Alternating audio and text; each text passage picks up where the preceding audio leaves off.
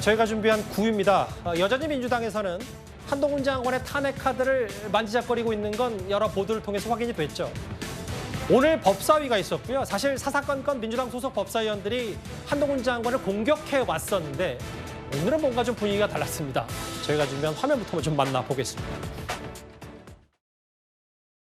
검찰이 야당 대표를 구속하겠다는 취지인데 저 정도 자신도 없어도 되겠습니까? 확신했다는 얘기 있잖아요. 그냥 발꼬리 잡으시네요. 지금 당연히 증거로 설명하는 것이고요. 한동훈 장관 가볍기가 정말 깃털 같아요. 제가 여기 위원이 훈계 들으러 온 것은 아니고요. 훈계 질문을 아닙니다. 해주시면 됩니다. 나라를 생각하고 이 나라 국민을 위해서 드리는 말씀입니다. 내가 왜 한동훈 장관께 훈계를 합니까? 개인 박범계가 아니잖소. 그렇지 않습니까?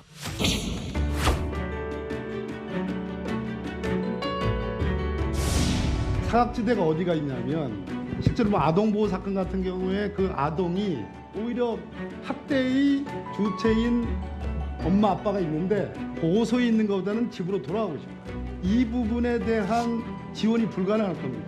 지금 규정으로는 살펴봐 없습니다. 주시고 그 피해자 보호를 법률적 구조를 할 수 있는 방안을 한번 살펴봐 주셨으면 좋겠습니다. 좋은 말씀입니다. 잘해보겠습니다. 정말로 잘 해보실 생각이십니까? 예. 열심히 하려고 한 느낌은 듭니다. 왜 갑자기 예산안 심사하면서 이렇게 분위기가 좋아지는지 모르겠어요. 저희가 오늘 뉴스탑10 준비하면서 저 장면이 제일 흥미로웠던 것 같아요, 개인적으로. 이현정 의원님. 뭐 요즘 MC 김도비라고 부르잖아요. 이제 법사위 때 하도 많이 싸워서 이제 중지하느라. 예산안 심사하면서 왜 이렇게 분위기가 좋은지 모르겠다. 물론 뭐 이재명 대표 구속 여부를 두고 법사위에서 싸운 건 아니니까 그럴 수 있겠습니다만 정말로 열심히 하라는 느낌이 든다. 박범계 의원의 얘기 뭐 좀 전략이 바뀐 겁니까?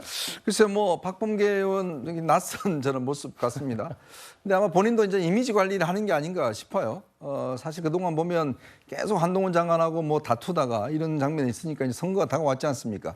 아무래도 대전이 지역구인데 본인도 열심히 지역에서 또 좋아하시는 분들 또 싫어하시는 분들 있는 것이고 아마 그런 부분들 좀 중도층을 좀 겨냥한 그런 또 뭐 전략도 있는 것 같고 왜냐하면 한동훈 장관만 계속 각을 세우면 물론 아주 강렬한 지지층들은 지지하겠지만 이 중도에 계신 분이라든지 이런 분들 같은 경우는 굉장히 좀 불쾌하신 분들도 계실 거거든요. 아마 그런 측면에서 한 것 같고 특히 또 이번에 질문한 것 같은 경우는 아마 본인이 또 이런 것들을 좀 적극적으로 아마 또 관심이 있는 분야이기 때문에 한동훈 장관한테 부탁한 게 아닌가 싶은데 예. 참 오랜만에 훈훈한 장면인 것 같습니다. 예산안 심사하면서 이렇게 분위기가 좋아지는지 오늘 저희가 아마 내일도 보내줄 기회가 있을지 모르겠지만 이 보시는 전직 법무부 장관인 박범계 의원과의 정말 훈훈한 화기애애한 장면 말고도 사실 법사위에 김영배 의원도 있는데 김영배 의원도 또 오늘 한동훈 장관과 아까 저희 뉴스탑10 제작진이 준비한 꽤 훈훈한 배경음악도 좀 들었잖아요. 그런 얘기. 김도 법사위원장이 반문을 했군요. 김영배 의원이 한동훈 장관을 칭찬했다고? 아마 저 영상 저희가 내일쯤 기회가 되면 짚어볼 기회가 있을 겁니다. 조금 더 본질로 가보면요. 어제 법무부가 분위기를 좀 바꿔보면 어제 법무부가 한 라디오 진행자에게 법적 조치를 예고한 게 있습니다. 장혜선 최고위원님, 저하고 화면을 좀 같이 보실까요? 최근에 MBC 신장식의 뉴스 아이킥을 진행하고 있는 변호사 신장식 씨가 자식 잃은 부모의 비탄을 인기몰이, 유명인 놀이 수단으로 써먹는 것이다.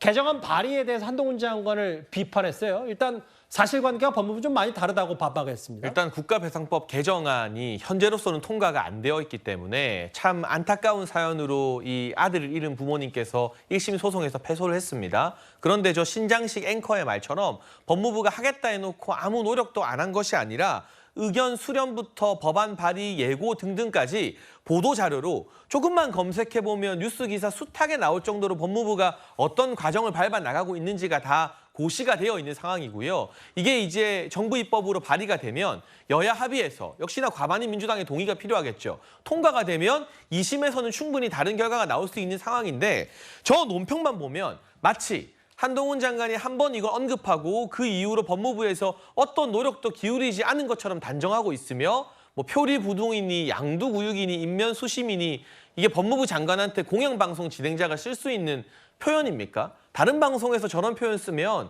진행자 누가 됐든 아마 하차했을 겁니다. 문재인 정부 때도 마찬가지였을 거고요. MBC가 막 나가도 너무 막 나간다라는 생각이 들 수밖에 없는 대목입니다. 그 사실 뭐 법무부는 이 해당 건만 갖고 일단은 법적 대응을 예고했지만 사실 근본적인 기저에 집권 여당에서는 해당 진행자에 대한 정치적 편향성 혹은 과거의 정치적 이력, 뭐 과거 전력 이런 걸도 우리가 같이 염두에 두고 생각하지는 않을 수 없을 것 같아요. 뭐 과거 정의당의 당적을 가지고 계셨었죠.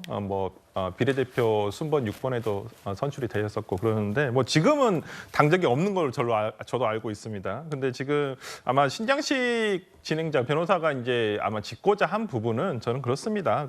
이 사건이 홍일병 사건이 1심만 4년이 걸렸어요. 예. 4년이 걸릴 그동안에 어떤 재판부에서도 굉장히 이중배상 금지라는 지금 국가배상법상의 이 규정 때문에 더 이상 배상이 되지 않는 부분에 대해서 상당히 재판부에서도 노력을 했습니다만 시간을 조금 끌면서 재판을 끌면서까지 노력했습니다만은 그 과정에서 입법이 되지 않아서 결국에는 구제를 받지 못한 상황이 돼버렸거든요. 좀 안타까운 내용을 살펴보면 굉장히 안타깝습니다. 그런 점을 저는 신장식 변호사가 짚었다고 생각을 하고요. 근데 그 양도구육 참 이 정권 들어서 양도구육이라는 표현이 굉장히 좀 뭐 징계 대상이 된다든지 좀 그런 면이 있어서 좀 그렇습니다만은 어찌됐든 법무부에서 지금 그렇지만 명예훼손으로는 고소를 하지 않고 그냥 방통위에 아마 중재하는 사실이 다르니까 뭐 뭐 얘기를 그런 하는데. 부분에 대해서 지적을 한 걸로서 알고 있어서요. 뭐 오늘 또 뭐 유튜브 방송에서 신장식 변호사는 뭐 명예훼손으로 고소하리라 뭐 이렇게 얘기까지 예. 하시더라고요. 예. 알겠습니다. 법사위 얘기 오늘 훈훈했던 얘기와 함께 한동훈 장관 관련 법무부의 법적 조치 예고까지 하나하나 만나봤습니다.